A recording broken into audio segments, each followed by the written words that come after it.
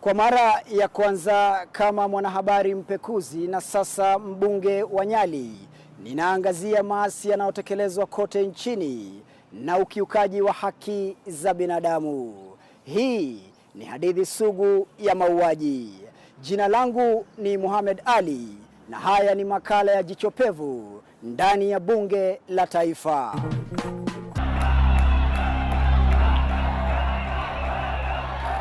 Hali ya mshike baina ya wafuasi wa vyama vya Jubilee na NASA. Vita vya ubabe wa uongozi wa Jamhuri ya Kenya. Shabiki, raia wapenda amani na mabadiliko. Matokeo, umwagikaji wa damu na mauaji. Kenya, taifa la kupiga kura kwa wino wa damu. Kila uchaguzi haukosi mikasa na mikosi. Taifa la kuongeza majeneza ya kisiasa kila siku. Kila chaguzi ni karaha Kenya. Uchaguzi wa kuibaka Kenya badala ya kuleta suluhu. Hapa inatokea dark. Haiwezi tokea dark. Ebu wave to the camera. I say hi. Good. Unani record paka. Hii ndiyo sauti ya video ya mwisho ya mwenda zake Mary Ann Wairimo Gumbo, msichana mwenye umri wa miaka 21, mwanagenzi katika hospitali ya Naivasha alipokuwa akihudumia kwa kipindi cha miezi 7. Mary Ann Wairimo Gumbo alikuwa rafiki wa karibu wa Christopher Chege Musando tangia mapema mwanzoni wa mwaka uliopita kabla ya siasa kupamba moto. Wawili hawa walijipata kuuawa kikatili katika mojawapo ya mauaji sugu baada ya ile ya mwanabiashara mashuhuri Jacob Juma. Siku chache kabla ya uchaguzi mkuu wa mwaka wa 2017, meneja wa teknolojia katika tume ya uchaguzi ya IEBC anatoweka. The law is very clear for accountability purposes. Chris Chege Musando ndiye aliyekuwa na dhamana ya kuhifadhi mitambo ya KIMS iliyokuwa na data ya wapiga kura milioni 19. The driving stone in the IEBC sector. Kwa ufupi, yeye ndiye aliyekuwa kiungo muhimu na mlezi wa data za upigaji wa kura kielektroniki. Kiungo muhimu kilichohakikishia Wakenya uchaguzi huru, haki na wa ukweli. We are doing everything possible to ensure that the technology works on August the 8th. We are doing everything possible that that technology operates in a secure environment without any external interference. And what we are doing as a commission is to publish to Kenyans results that are credible, that have come from a free and fair exercise. Kabla ya kutoweka kwake, jumba la IEBC lilikuwa likiyumba huku kukiwa na hofu na vita baridi baina ya wafanyikazi wa IEBC waliokuwa wanadaiwa kujigawanya mara mbili. Nusu ikiunga mkono Jubilee na nusu ikiunga mkono NASA. Huku vita hivyo vikiendelea, mkurugenzi ambaye ni kiranja wa kazi wa Chris Musando kwa jina la James Muhati alipewa likizo ya lazima miezi 3 kabla ya uchaguzi mkuu kwa madai ya kupinga mchakato wa kupiga msasa mitambo ya teknolojia ya IEBC.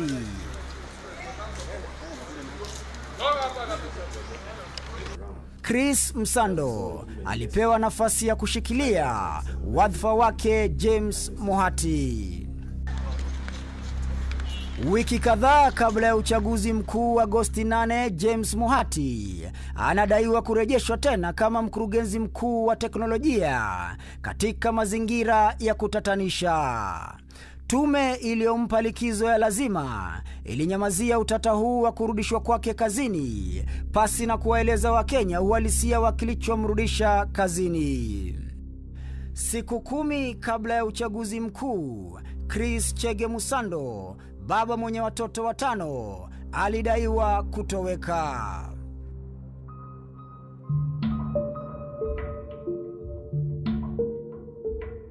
Usiku wa mwisho kabla ya kutoweka kwake takriban mwendo wa saa 6:30 za usiku, Msando alimtumia mke wake ujumbe mfupi wa maneno, yaani SMS, na kumwarifu kwa lugha ya Kimombo kwamba yuaondoka kazini. He sent the message some minutes past midnight and said he's almost leaving. And I responded and told him, that's fine. When you get home, call me so that I ask them to open the door. And he responded and said, fine. Ujumbe wa pili uliofuatia ulimfanya mkewe Msando kushuku mtumizi wa simu ya mume wake, kwani jawabu alilotoa halikuwa la Msando. Kwa wakati huu wa kuwasiliana kwa simu, Chris Msando alikuwa mateka chini ya makachinja waliokuwa wakitumia simu ya Msando kumjibu mkewe. Huo ndio uliokuwa ujumbe wa mwisho baina ya wawili hao. Ghafla bin vu, Chris alitoweka. I tried to reach him actually the whole day, but got back home in the evening. It was still not going through and he hadn't come home.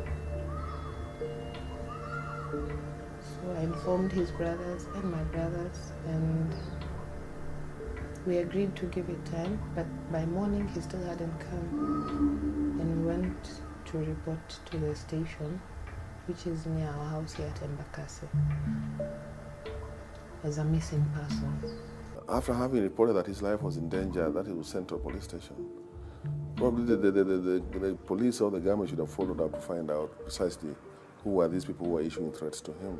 Kwa wakati huo wote, CID iliyokuwa chini ya uongozi wa Ndegwa Muhoro, mkurugenzi wa CID ambaye katika uongozi wake watu wengi waliuawa katika njia ya kutatanisha, akiwemo Jacob Juma, mbunge wa Kabete George Mushai, Mesha Kiebei, wakili Willy Kimani, mteja wake Josephat Mwenda na dereva wa taksi Joseph Moirori, waliouawa na miili yao kutupwa katika mto Oldonyo Sabuk, Kilimambogo, katika kaunti ya Machakos, mpakani mwa kaunti ya Kiambu. Idara ya CID ilisalia kimya na kufuata mkondo, pasi na kuwahoji maafisa wa IEBC na familia ya Msando. Familia ya Msando iliamua kujitafutia haki na ukweli. We looked at the signing out register. The time he signed out from their parking. You know, they don't park directly at the anniversary, they park across the other side. Yeah, so there's normally a register that you sign as you leave. It was about 9:38. 9:38. That Friday was it was 9:38. According to the register, that was 9:30 p.m. Punde tu baada ya Msando kutoweka, mashine za kuhesabu kura za IEBC zilianza kufanya kazi, licha ya yeye kuwa mshikilizi wa pekee wa nambari ya siri au password. Aliyekuwa akitumia mashine hiyo kwa niaba ya Msando alikuwa akitumia jina Musando. The passwords were created 8 days before the election. Chris was murdered 8 days to the election. Do you see why that there is a correlation? No, I can tell you, there's nothing to do with that. You know, I can't say what I can say about the death and the system. There's no linkage. Okay? That is the SFTP server being created by internal officers. There were claims that Chris, of course, had access to the KIMS, which was not true. It wasn't true. Very few people knew the controls around KIMS. Very few people.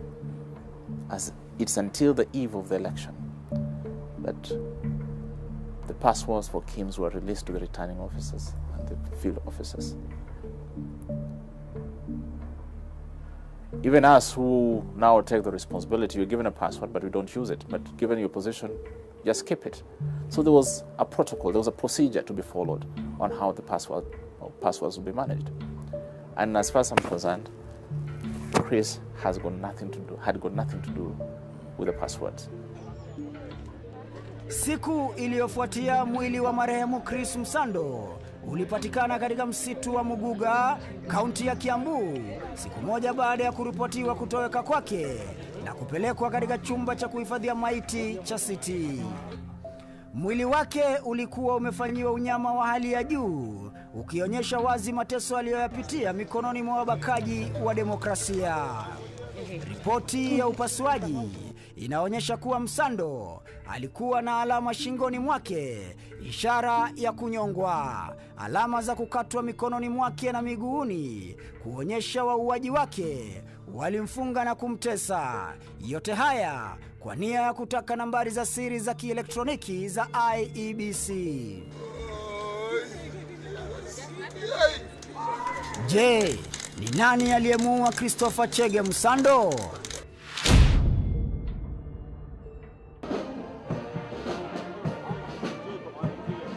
Huku nchi nzima ikitaka majibu ya haraka, idara ya polisi ilianza kujenga ghorofa ya matope sawia na ilivyofanya wakati wa mauaji ya Jacob Juma, na kuwataka Wakenya waamini ya kwamba mauaji ya Chris Msando yalizungukwa na wingu la mapenzi. We have a very good idea about where he was between 7 in the evening and up to about 2 a.m. And we are pursuing that matter very closely. Kilichofuatia baadaye ni maafisa watatu wakuu wa upelelezi kupewa majukumu ya kufanya uchunguzi wa kina mara moja. Wa kwanza ni Nicholas Ireri Kamwende, afisa mkuu wa jinai Nairobi area, ambaye hapo awali alikuwa mkuu wa kikosi cha kupambana na ugaidi almaruf ATPU.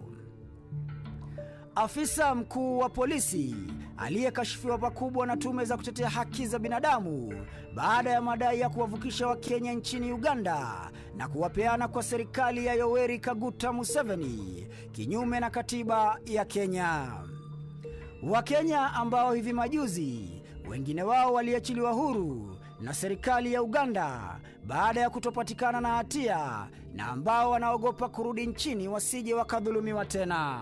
Wa pili ni Abubakar Maalim, anayeongoza kikosi cha CIU almaarufu kwa lugha ya Kimombo Criminal Intelligence Unit, kilicho na tajriba ya kuangalia mitandao ya simu na kuunganisha mawasiliano ya wahusika wote.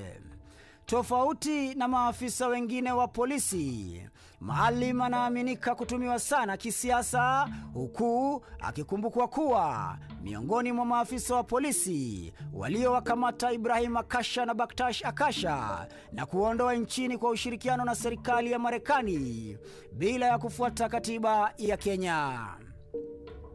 Kwa mujibu wa wandani wetu katika idara ya CID, Maalim anatajwa kama mtu msiri sana aliyeshikilia wadhifa huo kwa muda mrefu kutokana na kile walichokitaja kama yeye kuwa mshirika mkuu wa wanasiasa na serikali katika kazi zao.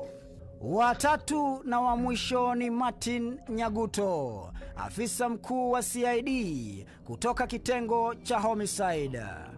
Afisa ambaye amekuwa akipewa visa vyote vya mauaji tatanishi kuchunguza, kama vile mauaji ya Meshak Yebei, Mavoko 3, Fidel Odinga, mwanawe Raila Odinga, Jacob Juma, mama mmoja aliyedaiwa kuwa mwalimu mkuu huko Murang'a, na sasa mauaji ya Sharon Otieno, mwanafunzi katika chuo cha Rongo.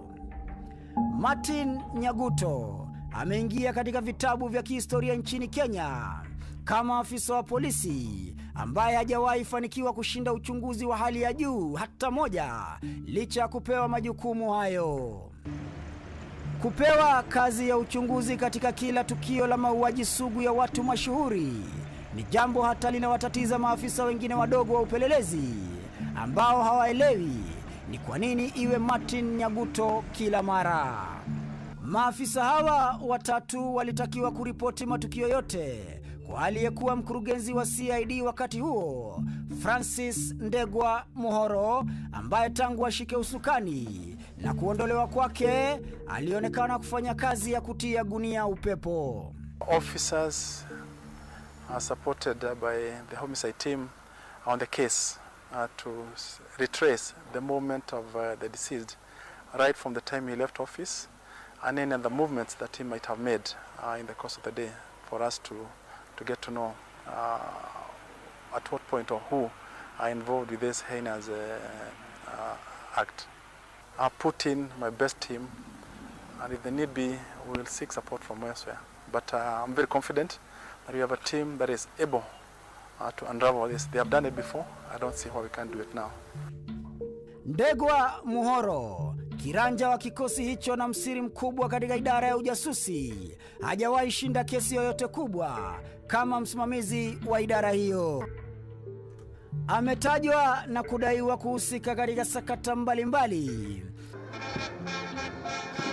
ikiwemo ile ya NYS ya kwanza, ardhi mbalimbali, sakata ya dhahabu iliyomfanya rais wa Kongo Joseph Kabila Kabange kuingia nchini kutaka suluhu ya wizi mkubwa wa dhahabu kutoka taifa lake hadi Kenya na watu waliokuwa wakipokea ulinzi kutoka kwa asasi za usalama.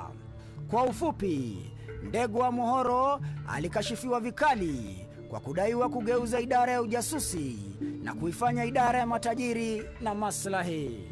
Watatu hawa, Nicholas Kamwende, Abubakar Maalim na Martin Nyaguto, licha ya rekodi zao finyu, walionekana kama chaguo bora na Ndegwa Muhoro katika operesheni hiyo.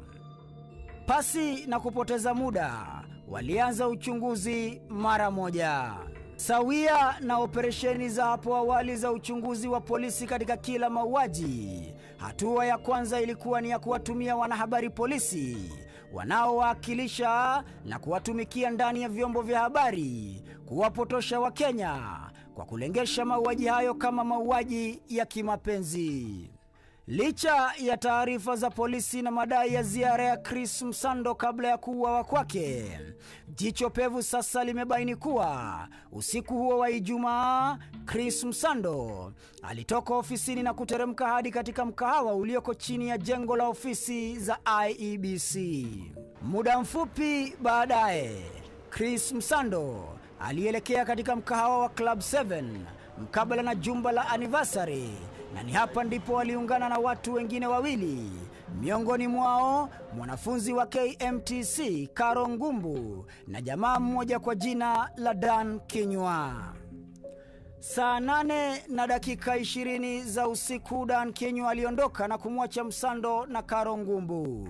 Dakika 4 baadaye, gari ya Chris Msando lilionekana likiondoka katikati mwa jiji la Nairobi likielekea barabara ya Kenyatta karibu na jumba la utalii. Ndani ya gari, watu wawili. Abiria wa pili, mwanamke aliyekuwa amevalia nguo nyekundu. Muda mfupi baadaye, gari hilo linaonekana na wawili hao katika barabara ya Uhuru kabla ya kuchukua mkondo wa karibu na mzunguko wa Bunyala. Takriban dakika 10 baadaye, gari hilo linaonekana tena katikati mwa jiji la Nairobi likiwa na abiria mmoja pekee. Mwanamke aliyekuwa amevalia nguo nyekundu haonekani tena. Dakika 13 baadaye, gari hilo linaonekana katika barabara ya Juja likielekea barabara ya Thika. Kwa mujibu wa wandani wetu ni kwamba hii ndiyo mara ya mwisho kwa gari hilo kuonekana kabla ya kuegezwa katika maeneo haya ya Roysambu. Hapa Askari Gongo anasema kuwa usiku huo alimuona jamaa mmoja mweupe, mrefu na mwembamba aliyeegesha gari hilo sehemu hii na kwenda zake. ilikuwa ndani ya katikati ya hizo gari, nikaona mangaza juu hizo magari ilikuwa nafunika mimi. Kutoka kidogo juu nilikuwa nataka ona ni nini inasimamishwa na mwenyewe akarudi. Hakuona mimi, kupaka na kufunga mlango yake anaenda. Nilikuwa kama magari najaa hapa mpaka huko ya hao vijana. Najua hao vijana kufika weekend wanachukua magari ya baba yao, anakuja kunya naye hapa. Mimi mangaza ndio ilifanya nikaamua niangalie hiyo kijana gani analeta gari yake. Nikaona kama anapaka hapa karudi nyuma. Hata yeye bila alienda, hakuwa anajua naonekana hapo, lakini mimi ndio niliona yeye. Niliona hata mbega yake sasa ana cross barabara anaelekea mahali anatoka na hiyo gari. Kuna jamaa mwingine alikuja hapo Akaangalia hiyo gari, akaangalia na mimi naona akaangalia hiyo gari, akaterumuka huko chini. Kufika saa 7 ndio hao wakaanza kuingia hapo. Lakini baadaye saa 7:30 ndio hao wanaanza kuingia hao mapolisi. Zaidi ya 30 walikuwa hapa. Hata magari yao ilipakiwa paka huko chini. Duru zinatuarifu kuwa jamaa huyo ni miongoni mwa wengine 8, akiwemo mwanamke mmoja waliopokea mafunzo tosha na wanaotumika katika operesheni spesheli za mauaji, kando na kupiga kambi katika maeneo ya Kitusuru. Alikuwa sio mrefu sana. Alikuwa na jacket grey hivi. Akarudi tu huko. Hata baada ya kuuawa kwake, mwili wa marehemu kwa mujibu wa duru zetu ulifichwa katika sehemu ya siri ya chumba cha kuhifadhia maiti waliotambulika, kukiwa na madai ya utata ya kutangaza kifo chake. Haijabainika wazi ni nani alipeleka mwili wake huko kabla ya kutambuliwa na familia. Mwili wake ulionekana kupanguswa kabla ya kuletwa katika chumba cha kuhifadhia maiti cha City. Karo Ngumbu, msichana aliyepatikana na msando, naye alijipata katika songo mbingo hili na kuuawa kinyama. Sawia na mateso aliyopitia Chris Msando, wote wawili walielekezwa hadi msitu uliogeuzwa na kuwa kichinjio chao. Kufungwa mikono na miguu, kea kichapo cha umbwa, kupasuliwa mkono, kunyongwa kabla ya kuuawa, huku Karo Ngumbu naye akinyongwa na kufa kifo cha polepole kabla ya kukata roho. La kushangaza zaidi ni kuvuliwa nguo na kuachwa uchi. Hebu tuseme mwezi huu wa 7 tumeokota watu 4 kutoka kwa hii kichaka chetu, na hao watu ni watu hatujui, wanaletwa tu hatujui wametolewa wapi. Wanaonekana ni kama kunyongwa hivi, alafu wanakuja wanatupwa. Ni watu ambao hawajulikani, si wa kutoka katika sehemu hii. Tunataka serikali react immediately, at least security iwe sawa sawa, kwani je, hii inapitia watu wengi. Sasa kwa wiki moja watu wawili wamechukuliwa kwa wakuu wamekufa. I was called and told I need to go to somewhere near Integrity House in a hurry. And we went there, and they say now we have to start looking in the mortuaries. So I asked them, why? What's going on? And we went to City Mortuary. I asked if I could go in. They said no. My elder brother was there, and he went in with a policeman. They took some time, and my brother came out, and the look on his face when he looked at me, and I asked him, "Ni yeye?" He said yes, and I told him, "Take me in, I want to see." And when I went in,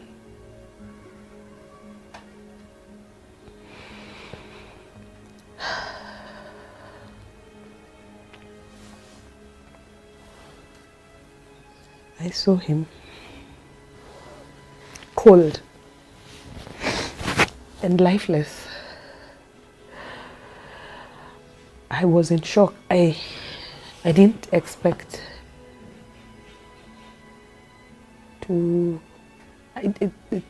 till now it's still, the picture is there with his eyes shut on a metal, on a slab.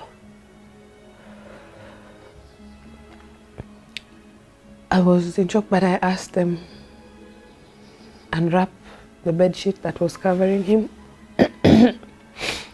so that I could be sure his face was, that was Chris. There was nothing wrong on his face. And the moment they unwrapped him, I noticed 3 deep cuts on his hand, on his forearm. There were 3 well-measured cuts, still bleeding. And I asked them to turn him and turn him again, because I couldn't believe that was the most visible thing I could see. And I asked myself, why? And who did this? Those were the only things I kept asking. Who did this and why? I didn't know what to think of it till now. And the only question was, what am I going to tell my children? Sawia na mauaji ya Jacob Juma, vyombo vya habari vyote vilikimbilia ripoti ya polisi na kuchezeshwa densi ya zilizopendwa. Darubini ilielekezwa kwa msichana Karo Ngumbu badala ya wauaji waliotekeleza mauaji hayo. Jina la Karo Ngumbu lilianza kugonga vichwa vya habari. Njama ya polisi ilifaulu kupoteza hamaki za Wakenya, lakini sio kwa muda mrefu. Familia ya Msando ilijipata kubanwa kati ya taarifa hizo zilizokuwa zikienezwa kwenye mitandao. I didn't know what I was going to tell them. I was confused. I was in shock. I still am in shock. And I still ask why. Whoever did it, why? What for? And why in that manner? Don't you have a heart? Don't you think he's a father? The least being a husband. And the children need him. I still ask myself why. Why?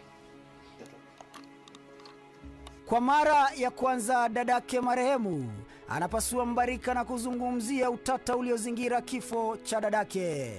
Jadida wa Jicho, dadake Carol Ngumbu, anasema kuwa Chris Msando alikuwa na uhusiano wa kimapenzi na dadake tangu na jadi, na kamwe hangelidhania mauaji kama hayo kutokea.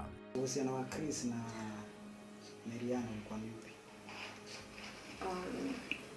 Okay, siwezi sema sana juu sikuwa na mile nilikuwa naambia hey, I've met this guy anaitwa Chris and wamekuwa pamoja.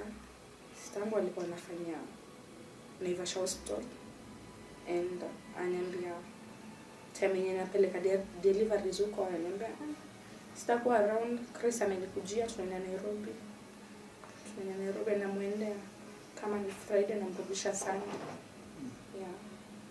Siku ya kutoweka kwao, Jadida hakuchukulia na uzito wote, kwani alijua walikuwa na Chris Msando. Woga ilimuingia alipopata dadake hapatikani kwa simu. Nilimaliza kile nilikuwa nafanya, mimi simu yangu ikazima. After simu kuzima, sasa nikaona sasa nitaenda wapi bila simu. Nikaenda tu nyumbani, nikauliza hajafika. Kasema sawa. Kesho yake nikaamka hajafika nyumbani. Kasema maybe atakuja. Hakukuja. Kaka Sunday nikakaa nikimjaribu simu, voicemail. Nikamjaribu, namtumia message, nikamwambia aniambie kama ako okay because we are worried, and akwa na reply simu iwashwe. Naogopa kupigia Chris nimuulize kama waliachana vizuri ama nikasema acha nimpe time. Ikafika Sunday nikampigia, bado simu ilikuwa tu voicemail.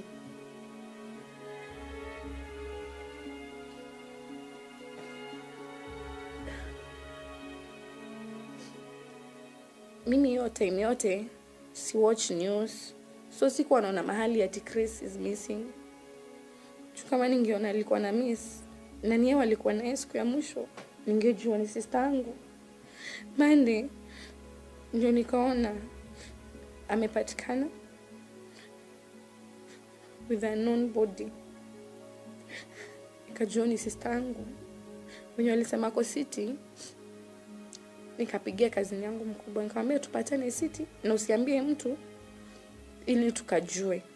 Tusi break news na isikuwe si hivyo. Tukaenda. Kitu ya kwanza venye tulifika, huyo madam akatuambia, "Unataka nini?"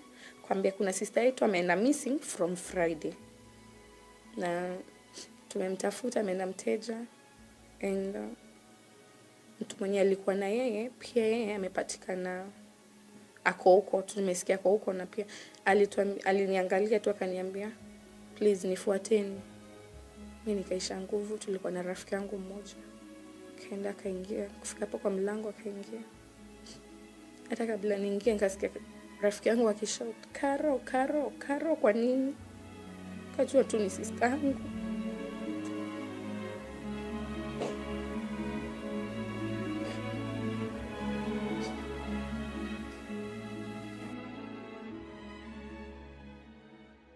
Karo Ngumbu ndiye aliyekuwa tegemeo katika familia hii, na hadi wa leo bado wanajiuliza maswali chungu nzima, yani kwa nini auawe kwa ajili ya uchaguzi. Anakuwa na maneno mengi.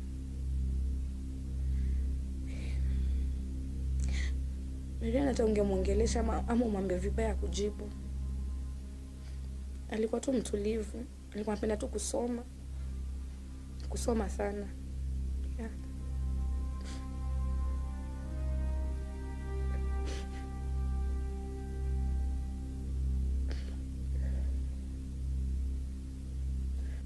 The gap, sijui itafiliwa aje. Tumekuwa tu na mashida hata ya mwili, gonjeka every time. And kila saa tukimfikiria, sasa Mungu ametusaidia, we okay, we are good. Yeah.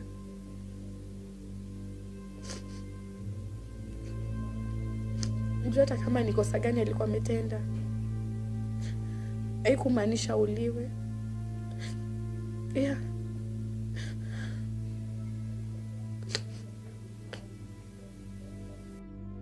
Kama walivyofanya wakati wa mauaji ya Jacob Juma, polisi walichukua simu zake zote 3 za marehemu Msando, huku wakiwaendea watu wengine wasiohusika na mauaji hayo. Familia ya Msando ilihofia uchunguzi wa asasi za usalama Kenya na kulazimika kuitisha usaidizi kutoka nje. We as a family are the investigating arm of the police to expedite their process, and we have heard that the UK and the US government are willing to help with the investigations to get to the bottom of this matter. We urge the police to take up this offer if it will conclude the matter with urgency. To call FBI and whatever else and Mossad and whatever, it's very easy, but the government has no intention to use such actions to manage perception. Tuasema pole kwa wale ule amepoteza maisha yake juzi, na tunasema kwa polisi wafanye haraka kumaliza upelelezi wao ndio tujue ni nini, na wahakikishe ya kwamba tuataka wote wapatiwe ulinzi wa kutosha, kwa sababu hatutaki mtu yeyote aumie. Kufikia wakati huo ni watu wawili pekee walishukiwa. Andrew ambaye ni mmiliki wa nyumba anaoishi Msando, na msichana mmoja mwenye umri wa miaka 16, mwanafunzi wa shule ya msingi kutoka Migori. I was equally surprised because the time they were arresting this girl, I was still in the village. And I read in the papers that a girl of 17 years old has been arrested in Migori. To have had either Chris's phone or having sent the threats to him, or any other issue that could have not been privy to. And then the second story I heard of his former landlord arrested in Embakasi. What I believe happened between him and the landlord was not something so grievous that would cause really make that guy to get away with trying to eliminate him. What happened when he was staying in this house initially I think belonged to the wife of this gentleman. And I was told that they disagreed. So the wife went and told Chris that you'll now be paying rent direct to me. And the man of the house was not happy about it. Yeah? So I think they must have exchanged. But for sure, I saw that was a very innocent man. He could have not been involved in Chris's murder at all. The car is still being held at the CID headquarters, and they said, why are we in a hurry to try and get the car out? Because the one for Jacob Juma is still there, and the one for former MP of is it Kabete or Mushai is still there. So Chris's case is just so recent. Why do we have to hurry? Because they say they're still doing further investigations. Vifo vya wawili hawa vilishia katika kaburi la sahau. Siku zilizofuatia baada ya uchaguzi, mauaji yalizidi kushamiri.